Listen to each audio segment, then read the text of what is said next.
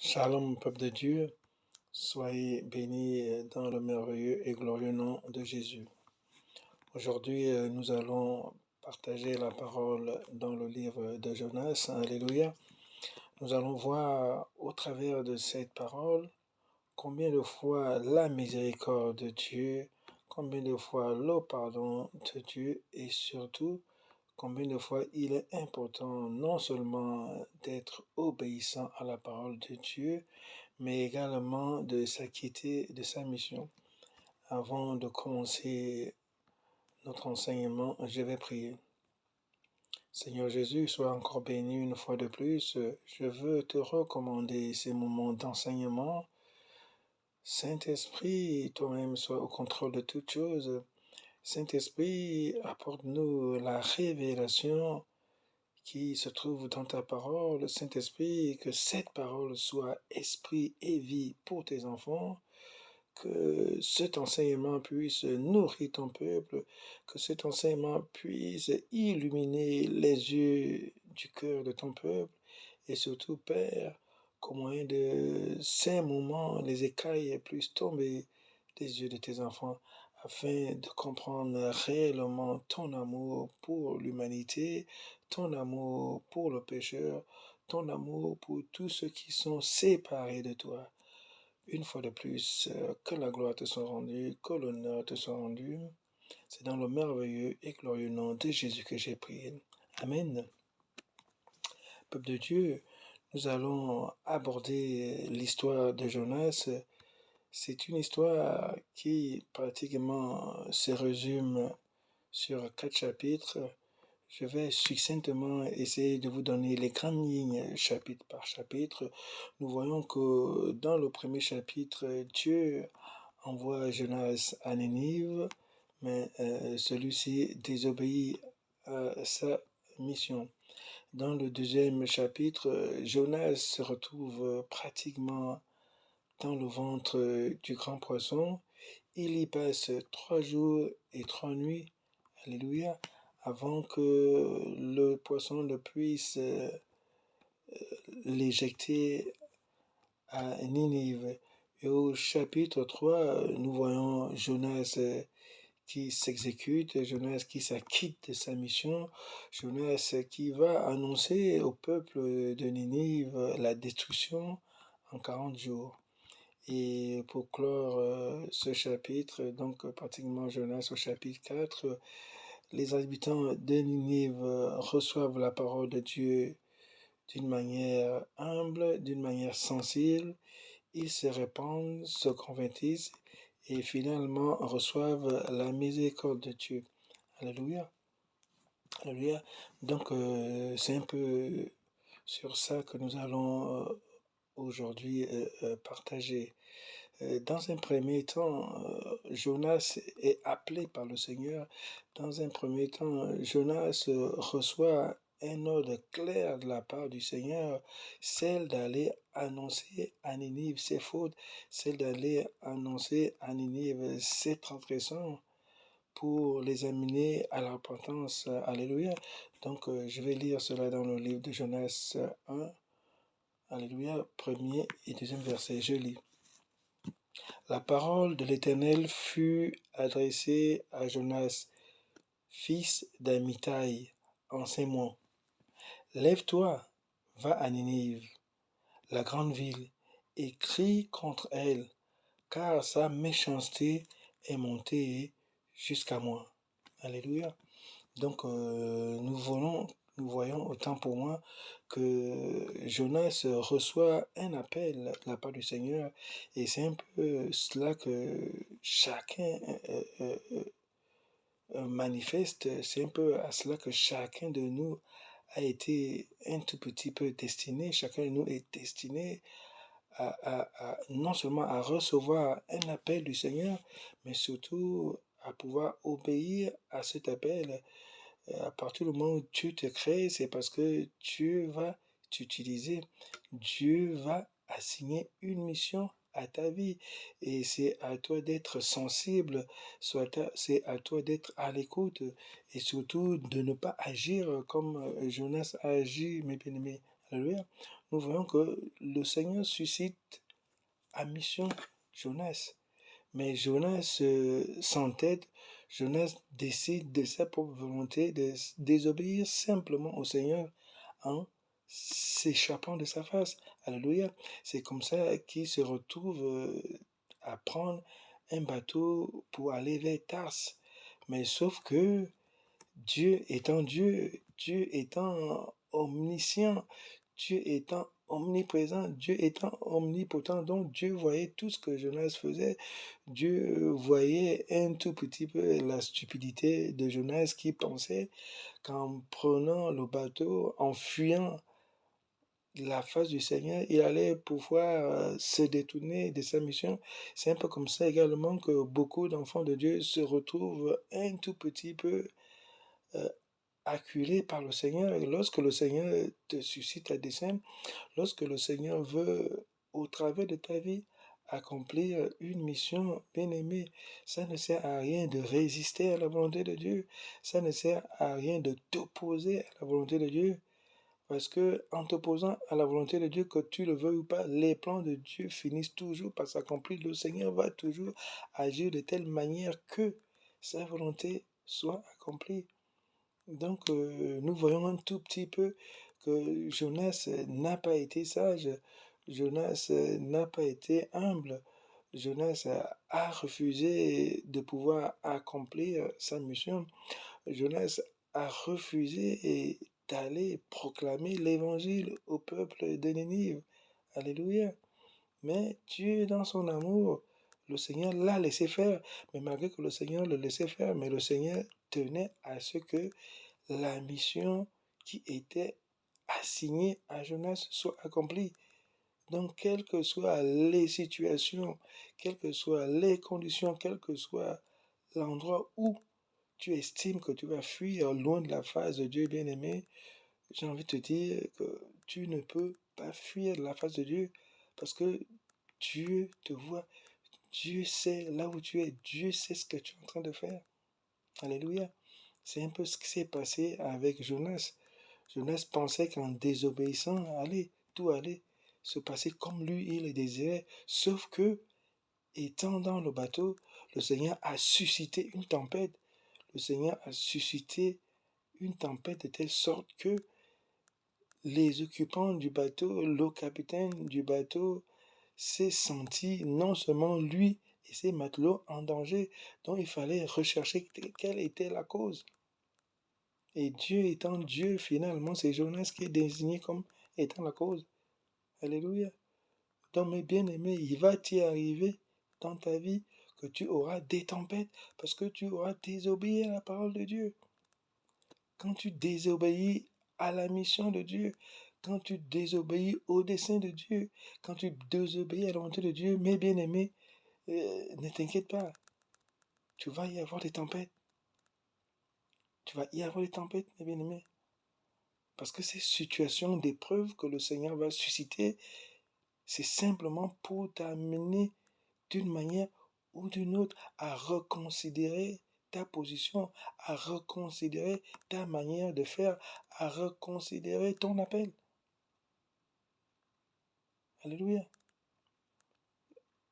De ta vie, de ton appel, dépend également le salut, la vie d'autres personnes. Et c'était ça qui était incombé. En fait, autant pour moi, c'est ce qui incombait à l'appel de Jonas. L'appel de Jonas était simplement dû au fait que il faille que Jonas aille à Ninive pour pouvoir proclamer l'évangile, pour pouvoir dire d'une manière claire ce que le Seigneur était en train de préparer à ce peuple. Ce peuple qui vivait dans le dérèglement, ce peuple qui vivait selon le penchant de leur cœur, ce peuple qui ne se souciait pas de Dieu. Donc Dieu avait simplement décidé de détruire ce peuple. Mais il fallait que Jonas y aille. Il fallait que Jonas aille les prévenir. Il fallait que Jonas aille annoncer cela à la grande ville de Ninive, à tous les habitants de Ninive. Mais Jonas, dans son entêtement, alléluia, a décidé de fuir loin de la face de Dieu. J'aime tellement cette histoire. J'aime tellement, tellement cette histoire. Elle est riche d'enseignements, mes bien-aimés. Dieu appelle chacun d'entre nous. Chacun d'entre nous est un instrument en la main du Seigneur pour le salut des hommes, pour le salut des peuples. Nous ne devons pas oublier cela.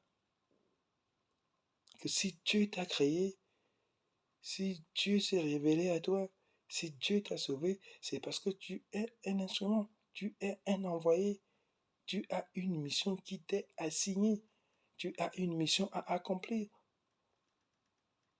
Donc c'est à toi d'être obéissant. Oui, la parole de Dieu est claire là-dessus, que l'obéissance vaut mieux que les sacrifices. Mais Jonas a trouvé bon volontairement de désobéir, parce qu'il voulait faire selon sa volonté. On ne sert pas le Seigneur selon sa volonté. On ne fait pas l'œuvre de Dieu selon sa volonté. La vie chrétienne, la foi chrétienne, ce n'est pas selon notre volonté, ce n'est pas selon nos désirs, ce n'est pas selon nos attentes, ce n'est pas selon nos penchants. Non, c'est selon la volonté de Dieu. C'est selon ce que le Seigneur dit. C'est selon les plans de Dieu. C'est selon les projets de Dieu. C'est ça la vie chrétienne. Et ça, Jonas n'avait pas compris.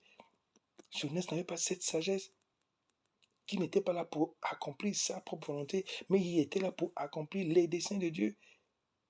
Et comme Dieu est un Dieu de miséricorde, et comme Dieu est un Dieu d'amour, Dieu ne voulait pas que le peuple de Ninive périsse. Dieu ne voulait pas que les Ninivites tous meurent. Non. Il fallait quelqu'un qui les amène à comprendre leur méchanceté. Il fallait qu'il y ait quelqu'un qui les amène à comprendre ce que Dieu avait décidé, l'ordonnance que Dieu avait décidée par rapport à leur ville, par rapport à leur vie. Le Seigneur avait décrété qu'il leur restait 40 jours. Alléluia. 40 jours pour détruire et la ville et les hommes. Face à une situation impérieuse, face à une situation aussi dramatique, Jonas trouve bon de désobéir. Jonas trouve bon de désobéir. C'est vrai, mes bien-aimés, qu'il avait des raisons personnelles. C'est vrai, mes bien-aimés, qu'il avait une manière de voir les choses. C'est vrai, mes bien-aimés, qu'il avait une autre vision. Mais j'ai envie de te dire ce soir que la vraie vision, c'est la vision qui vient de Dieu. Il faut voir la vie comme Dieu la voit et non comme toi tu la vois. Il faut faire les choses comme le Seigneur te les a dictées, te les a recommandées et non comme toi tu le veux. On ne sert pas le Seigneur comme on veut. On ne fait pas l'œuvre de Dieu comme on veut. On ne fait pas la volonté de Dieu comme on veut. On ne fait pas le ministère comme on veut. Non, mes bien-aimés, le ministère, c'est l'affaire de Dieu. L'œuvre, c'est l'affaire de Dieu. Nous devons être à l'écoute du Saint-Esprit. Nous devons être à l'écoute des recommandations du Seigneur et obéir et appliquer et agir conformément à ce que nous recevons de la part de Dieu. Alléluia. Regardez un peu comment est-ce que Jonas agit. Une fois qu'il est tiré au sort dans le bateau, c'est lui qui demande à être jeté dans la mer afin que tout soit sauvé, mes bien-aimés. Et c'est ce qui se passa. N'oublions pas que, oubliant qu'autant pour moi, tout cela n'allait que dans la matérialisation des projets de Dieu. Il fallait qu'il aille prêcher l'évangile à Ninive. Lui pensait qu'en le jetant à tribord, il allait mourir. Au moins, étant mort, il n'aurait plus à aller évangéliser, mes bien-aimés. Vous voyez un peu la folie humaine. Jonas a dit au capitaine du bateau, au matelot, jetez-moi, c'est moi. Parce que je fuis Dieu. Je fuis la mission de Dieu. Je ne veux pas aller à Ninive. Jetez-moi dans l'eau et vous verrez. Vos vies seront sauvées. La tempête va s'arrêter. Et c'est ce qui s'est passé. Ils ont pris Jonas et l'ont jeté par tribord. Mes bien-aimés, la tempête s'est arrêtée. Mais seulement Jonas allait expérimenter quelque chose qu'aucune autre personne n'a expérimenté. Jonas allait expérimenter le miracle qui préfigure la résurrection du Christ, mes bien-aimés. Jonas, une fois à tribord, est avalé par un grand poisson. Alléluia. Et la parole de Dieu nous déclare qu'il passa 3 jours et 3 nuits dans le ventre du poisson, mes bien-aimés. 3 jours et 3 nuits dans le ventre du poisson. Alléluia. Et pendant ces 3 jours, ces 3 nuits, mes bien-aimés, ça préfigurait la résurrection de Jésus-Christ. Donc Ninive, alléluia, Ninive, à cause de leur méchanceté, Ninive, à cause de leurs actes ignobles, Ninive, à cause de leur péché, a simplement amené le prophète Jonas à expérimenter, à vivre quelque chose qui allait être le salut de l'humanité.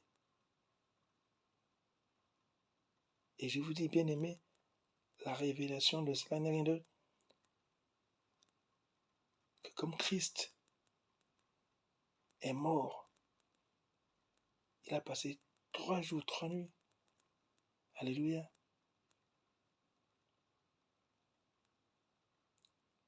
dans les ténèbres, au séjour des morts, alléluia, en allant prêcher l'évangile aux morts. Il fut ressuscité le 3e jour. Et cette résurrection, mes bien-aimés, par le moyen de la foi mise à l'œuvre que le Seigneur Jésus a faite à la croix, cette résurrection sauve une multitude. Il suffit de croire. Il suffit d'accepter cela. Et tu es sauvé. Et c'est la même chose qui s'est passée avec Jonas. 3 jours, 3 nuits, après dans le ventre du poisson, dès qu'il est arrivé à Ninive, il a prêché l'évangile.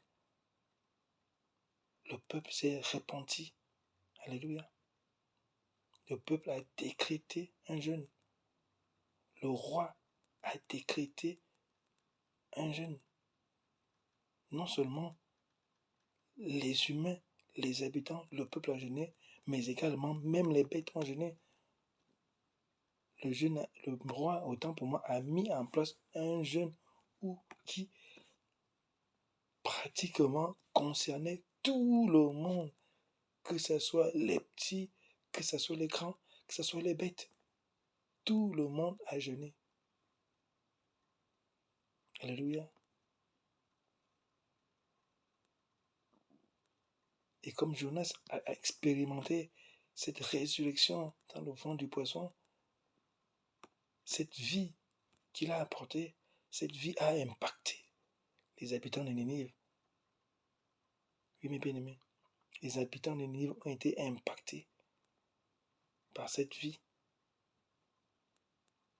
que le Seigneur a communiquée à Jonas dans le ventre du poisson. Et c'est cette vie que Jonas a transmise au peuple de Ninive. Conformément à la parole de Dieu, on ne peut donner que ce qu'on a. C'est vrai qu'en amenant un message de destruction, Jonas a communiqué simplement la vie qu'il avait reçue de la résurrection qu'il a passé 3 jours et 3 nuits dans le ventre du poisson, mes bien-aimés. Tout le peuple de Ninive s'est repenti. Tout le peuple de Ninive s'est converti. Et ils ont obtenu non seulement le pardon du Seigneur, mais également la miséricorde de Dieu.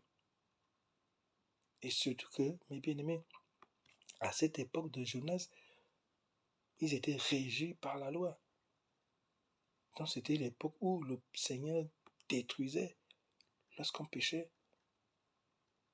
Le Seigneur sévissait lorsqu'on n'observait pas les ordonnances, lorsqu'on n'observait pas la loi.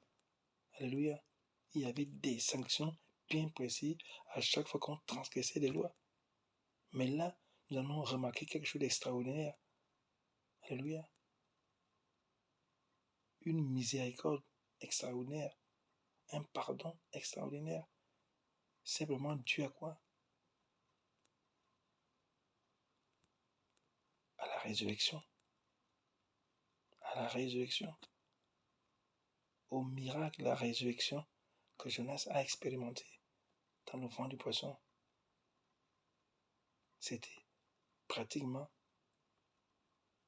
une vision de l'amour de Dieu, une vision de la grâce de Dieu, une vision de la miséricorde de Dieu.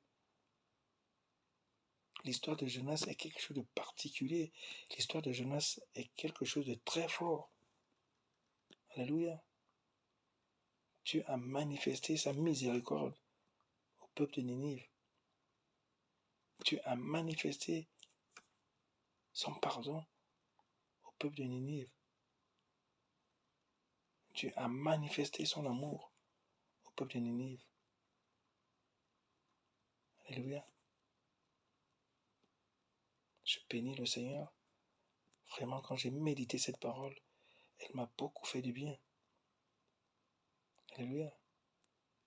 Parce que je me disais, Jonas ne peut pas expérimenter la résurrection dans le ventre du poisson, aller annoncer l'évangile et le peuple périt.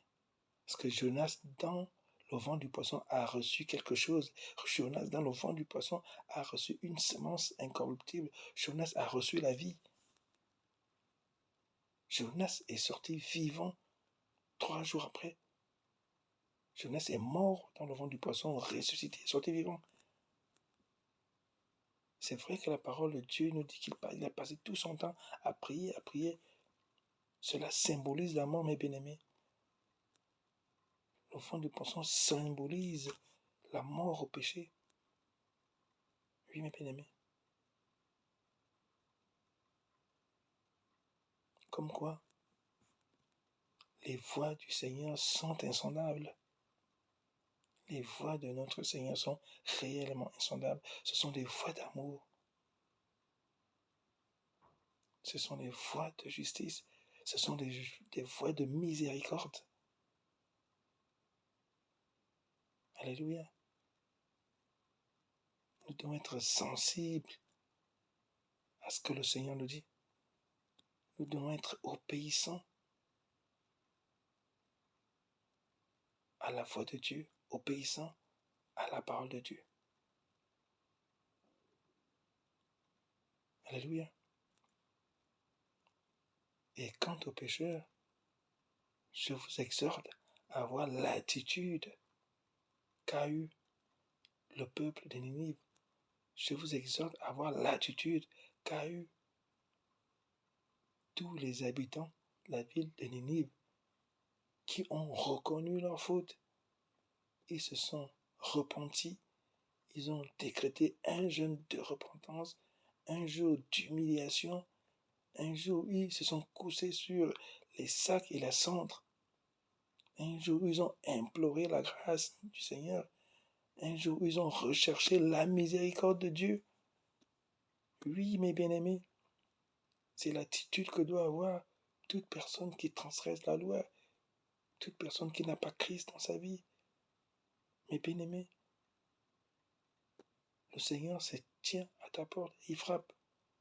Je ne veux pas la mort du pécheur ni du méchant, non, mais qu'il se répande afin qu'il vive.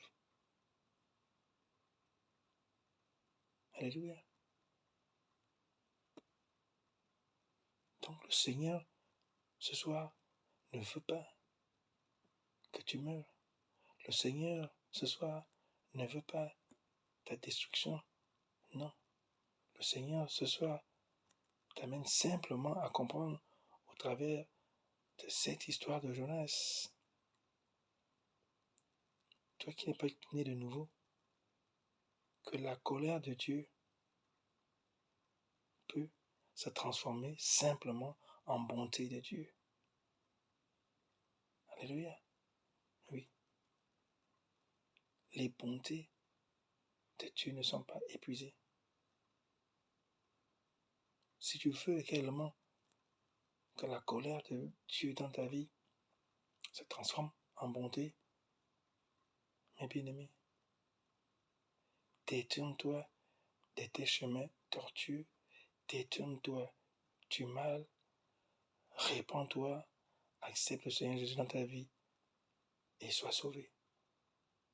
Car quiconque invoquera son nom sera sauvé. Alléluia.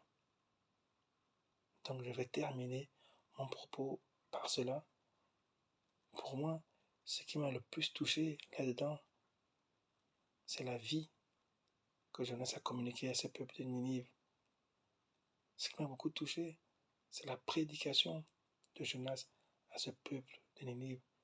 Et ce qui a encore fait fondre mon cœur, c'est l'attitude du peuple de Ninive, leur humilité, leur simplicité. Ils ont reconnu leur tort, ils ont reconnu leur faute, ils ont reconnu leur péché. Et tout le monde s'est mis à jeûner, y compris même les animaux. Le Seigneur est merveilleux.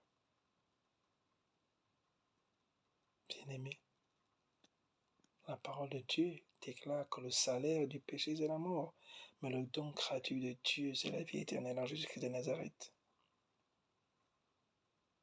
Si tu n'as pas encore accepté Jésus ce soir, si tu n'as pas encore accepté Jésus, je veux simplement t'amener, je veux simplement te conduire à accepter Jésus au moyen de cette prière. Fais cette prière avec moi de telle sorte que la colère de Dieu dans ta vie soit transformée en bonté, en amour de Dieu. Alléluia. Prie avec moi pour pouvoir accepter Jésus dans ta vie. Seigneur Jésus, je te bénis, je te rends grâce pour cette parole que je viens d'entendre. Comme les habitants de Ninive, Seigneur, je regrette mes fautes, je regrette mes péchés, je regrette mes transgressions. À chaque fois que j'ai mené ma vie selon les penchants de mon cœur, Seigneur, pardonne-moi. Je prends la ferme résolution maintenant de pouvoir me détourner du péché. Je prends la ferme résolution maintenant de pouvoir te donner ma vie. Oui, Seigneur Jésus, je t'accepte aujourd'hui comme sauveur de ma vie, comme Seigneur de ma vie. Et maintenant, je t'abandonne tous les aspects de ma vie. Viens, habite en moi. Viens, prends la première place dans ma vie. Viens et bâtis ton temple. Maintenant, je suis né de nouveau. Je commence une nouvelle vie avec le Seigneur Jésus. Et que le Saint-Esprit m'aide à marcher dans ma nouvelle vie chrétienne. Sois béni, Seigneur Jésus. Sois élevé une fois de plus. Que toute la gloire leur revienne au nom de Jésus. Amen. Si tu as fait cette prière avec moi, bien-aimé, tu es né de nouveau. Si tu as fait cette prière avec moi, bien-aimé, ta vie maintenant est transformée de colère en bonté. Alléluia. Maintenant que le Seigneur siège au trône de ta vie, maintenant que le Seigneur t'a manifesté son amour, maintenant que le Seigneur s'est révélé à toi, maintenant, sois sensible à sa parole, sois sensible à son écoute, cherche la face du Seigneur dans sa parole, conformément à ses écritures, car il déclare, médite ce livre de la loi jour et nuit. Oui, mes bien-aimés, si tu as une Bible, médite-la jour et nuit. Si tu n'as pas de Bible, cherche à en t'acquérir une. De telle sorte qu'au travers de sa parole, tu auras des orientations de la part de Dieu, tu auras des recommandations de la part de Dieu, et tu vas commencer une nouvelle vie avec lui. Que toute la gloire soit rendue au Seigneur. que toute la majesté soit rendue au Seigneur. Je te bénis, Seigneur, pour ce message. Je te bénis, Seigneur, pour cette parole. Merci parce qu'elle a fait du bien à ton serviteur. Cette parole m'a enrichi. Cette parole m'a sérieusement apporté une révélation particulière par rapport au principe et à l'importance d'évangéliser. Éternel Dieu des armées, une fois de plus, je veux recommander entre tes mains ton peuple. Je veux recommander entre tes mains tes enfants qui ont écouté ce message.